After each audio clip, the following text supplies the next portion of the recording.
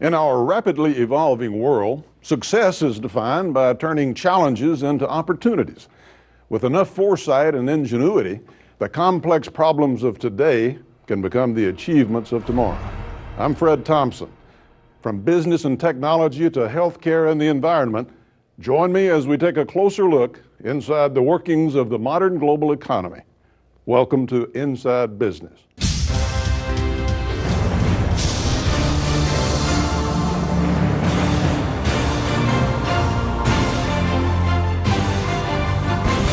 I'm Fred Thompson, and I'm Inside Business.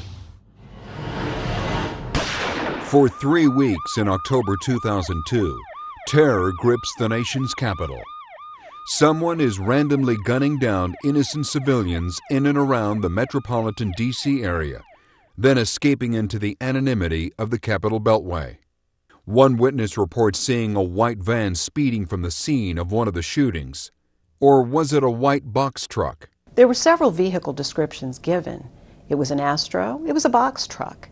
It could have had a ladder rack. In fact, the descriptions could have applied to any of tens of thousands of vehicles in the Washington area. We were all looking for the white van. It turns out that the vehicle Malvo and Mohammed were driving was a dark blue Caprice sedan that law enforcement had stopped several times, had run license checks, and questioned the occupants on one occasion. This is a telling example of the critical importance of challenging and re-challenging our key assumptions. Present-day Reston, Virginia, just outside the Capitol Beltway. For nearly 3 decades, Kathy and Randy Pherson worked inside the loop, that is, inside one of the U.S.'s most secretive government agencies, the CIA. Today, along with their associates, mostly retired experts and former analysts from within the intelligence community, the Phersons teach critical thinking skills to government agencies or companies interested in improving their employees' analytic capabilities. Most of what they teach are lessons learned from America's best-known intelligence failures. March 31st, 2005.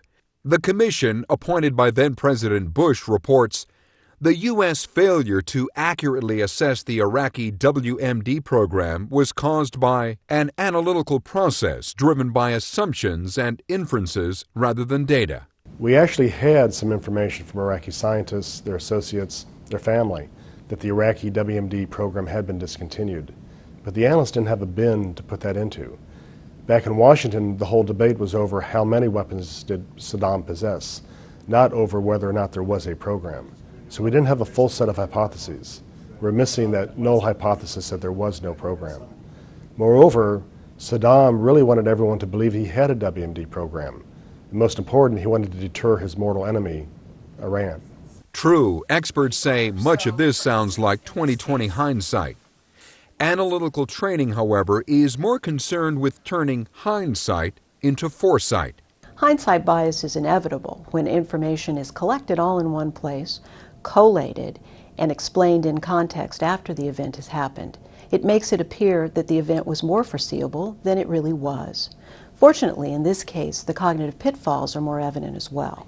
We can't do anything about the past, but we can do something about overcoming flawed mindsets in the future. The structured analytical techniques that we teach provide the best opportunity to assess the potential for disastrous rare events. You can also use the pre-mortem assessment to anticipate how your own analysis could turn out wrong. Today, the Phersons are engaged in a critical thinking exercise they developed called quadrant crunching. It's a sort of key assumptions check on steroids. Often, students in these classes are analysts within the intelligence community, the FBI, Homeland Security, to name a few agencies. But experts say there isn't an individual, group, or organization that wouldn't benefit from enhanced critical thinking skills. Critical thinking helps strip emotion from the argumentation, bias out of the interpretation. It helps the analyst assess the situation clearly and dispassionately. We tell our students that mindsets are neither good nor bad. They are inescapable. We all need to think clearly about the unexpected threats that might face us in the future. Thanks for joining us on this edition of Inside Business. Until next time, I'm Fred Thompson.